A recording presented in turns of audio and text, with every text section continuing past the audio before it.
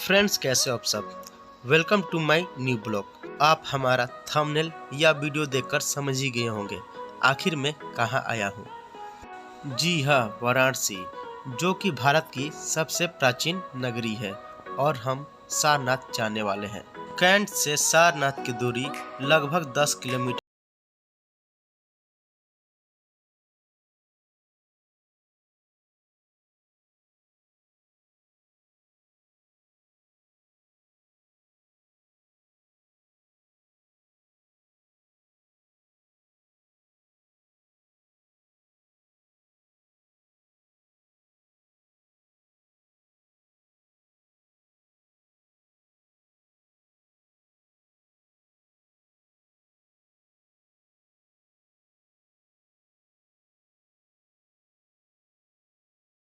अब हम आ चुके हैं सारनाथ के चौराहे पर। यहीं से बौद्ध तीर्थ स्थल को जाया जाता है।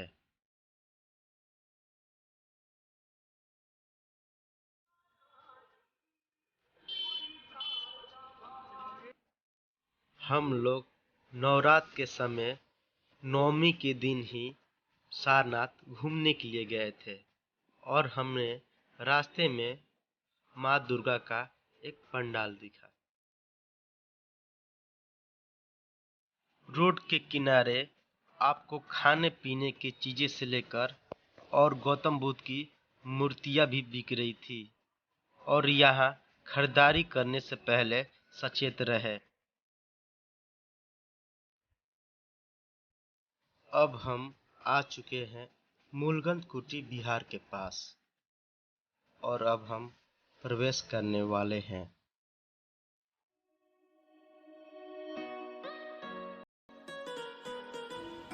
महाबोधि समाज ने उत्तर प्रदेश के सारनाथ में इस आधुनिक मंदिर का निर्माण किया, जो अपने म्यूरल्स और फ्रेस्को के लिए प्रसिद्ध है।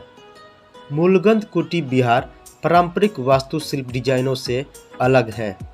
यह चाक और पनीर के रूप में किसी भी बौद्ध वास्तुशिल्प पैटर्न से अलग है।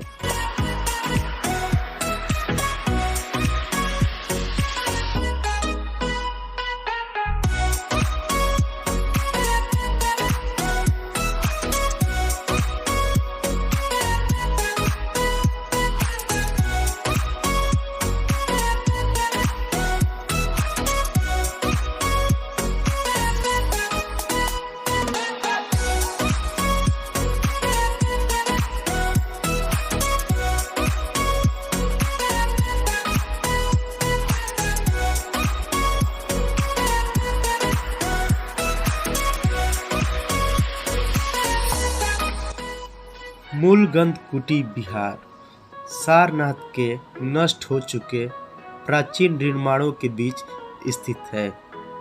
इसकी वास्तुशिल्पीय शैली बेहद ही खास है और यह अन्य मंदिरों से बिल्कुल अलग है। ऐसा इसलिए कहा जाता है क्योंकि यह हाल ही में बना है। 1931 में इसे महाबोधि सोसाइटी ने बनवाया था। मंदिर के अंदर बेहद प्रभावशाली डिजाइन और पैटर्न से बने हुए हैं।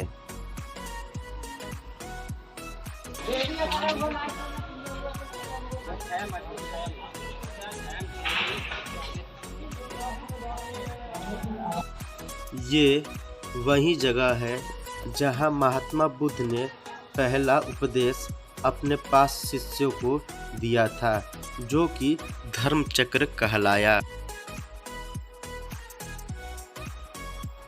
भगवान गौतम बुद्ध ने सारनाथ में ही लोगों को धर्म की शिक्षा देने के लिए धर्म चक्र को चलाया और 4 आर्य सत्य एवं 8 अष्टांग मार्ग के बारे में भी बताया था।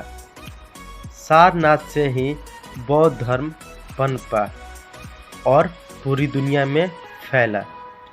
यहाँ तिब्बत, चीन, जापान और थाईलैंड जैसे देशों से ढेर सारी तीर्थयात्री यहाँ पर बौद्ध विद्वान भी आते हैं।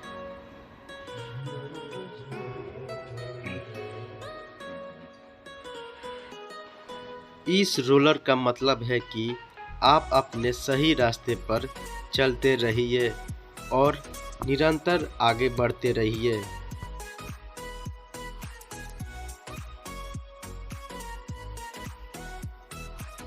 रोलर पर लिखे हुए मंत्रों को स्पर्श करने से मिलती है मन और आत्मा को शांति।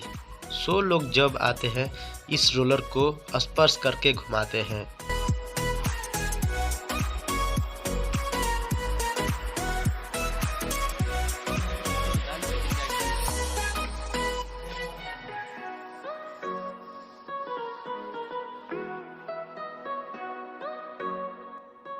मूलगंध कुटी गौतम बुद्ध का मंदिर है। 7वीं शताब्दी में भारत आए चीनी यात्री वेनसांग ने इसका वर्णन 200 फुट ऊंचे मूलगंध कुटी बिहार के नाम से किया है। इस मंदिर पर बने हुए नक्काशीदार गोले और छोटे छोटे स्तंभों से लगता है कि इसका निर्माण गुप्त काल में हुआ होगा।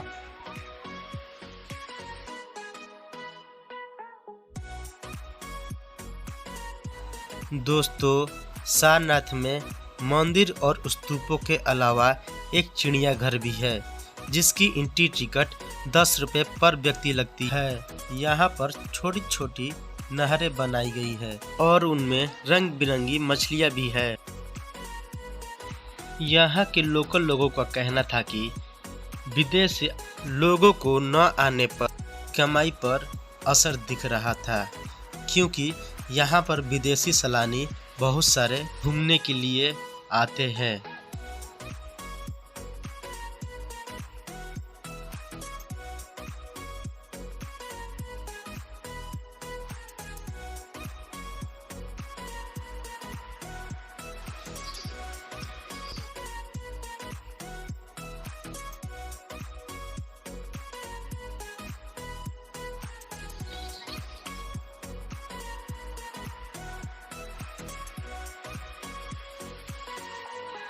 यह केवल नाम का ही चिड़ियाघर है। ना तो इसमें कोई जंगली जानवर है और ना ही इसमें बहुत सारे जीव जंतु दिखाई देंगे। इसमें केवल आपको एक मगरमच्छ और साहिल और कुछ चिड़िया दिखाई देंगे और ना ही इसमें अंदर साफ सफाई की व्यवस्था की गई है। ये जानवर भी भगवान भरोसे इसमें जी रहे हैं। इन जानवर को देखने के लिए हम लोग से 10 रुपये लिए जाते हैं। अगर इन्हीं पैसों को इन जानवरों पर खर्च करते तो इनकी हालत ऐसी ना रहती।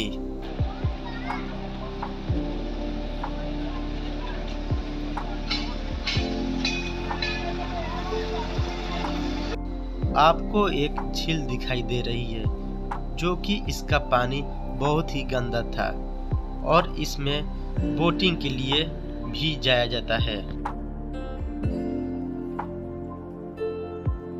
स्तूप का निर्माण 500 ईस्वी में सम्राट अशोक द्वारा 249 ईसा पूर्व बनाए गए एक स्तूप एवं अन्य कई स्मारक के साथ स्थान पर किया गया था।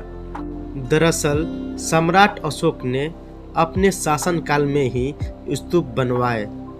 इन स्तूपों में गौतम बुद्ध से जुड़ी निशानियां रखी गई थी। यहाँ पास में ही एक अशोक स्तंभ भी है। इस स्तूप को 6 बार बड़ा किया गया। इसके बावजूद इसकी ऊपरी हिस्सा अधूरा ही रहा। एक चीनी यात्री जुआन जांग ने 5वीं शताब्दी में सारनाथ का भ्रमण किया था। उन्होंने लिखा है कि उस समय कॉलोनी में 1500 से ज़्यादा धर्माचार्य थे और मुख्य स्तूप करीब 300 फीट ऊंचा था। यह आर्य धर्म संघ धर्मशाला है जो राजा बलदेव दास बिरला के द्वारा बनकर तैयार हुई। इसका उद्देश्य आर्य धर्मों के लिए विशेष विश्राम करने के लिए यह धर्मशाला बनाया गया था और इसमें बहुत ही सुंदर महात्मा बुद्ध की एक मूर्ति है। इसके बाद हम लोगों ने श्री दिगंबर जैन नाथ मंदिर में प्रवेश किए और अब हम जा रहे हैं इस रास्ते के द्वारा, जो कि यहाँ पर जैन धर्म के 11वें तीर्थंकर श्रेयांश जी का जन्म स्थली है।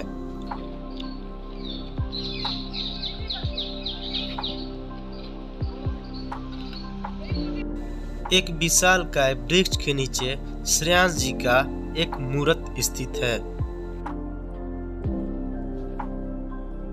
भारतीय पुरातात्विक सर्वेक्षण 1907 में खुदाई हुई थी। इस दौरान यहाँ बौद्ध धर्म के जन्म और विकास से जुड़ी कई चीजें मिली है। खुदाई के मुख्य स्थान पर कई स्मारक और ढांचे भी मिले हैं। ये है सारनाथ म्यूजियम, जो कि पुरातात्विक विभाग से खोदकर निकाले गए मूर्त को और सारनाथ के अशोक स्तंभ को भी यहाँ रखा गया है और भी महात्मा बुद्ध से जुड़ी अवशेषों को यहाँ पर रखा गया है। सारंगनाथ मंदिर को कहते हैं महादेव का ससुराल। धार्मिक मान्यताओं के अनुसार सारंग ऋषि की भक्ति से प्रसन्न काशी विश्वनाथ ने यहाँ पर साले के साथ सोमनाथ रूप में विराजमान है। इस मंदिर में सारंगनाथ महादेव एवं बाबा विश्वनाथ एक साथ पूजा होती है। मंदिर में एक ही जगह पर 2 शिवलिंग है। कहा जाता है कि सारंगनाथ का शिवलिंग लंबा है और सोमनाथ का गोला आकार में और ऊंचा है। धार्मिक मान्यता है कि यहाँ पर महाशिवरात्रि एवं सावन में दर्शन करने से चर्म रोग ठीक हो जाते हैं और विवाह के बाद यहाँ पर दर्शन करने से ससुराल और मायके का संबंध अच्छा बना रहता है। किसी दंपति का संतान नहीं हो रही हो तो यहाँ दर्शन करने से संतान का भी सुख मिलता है।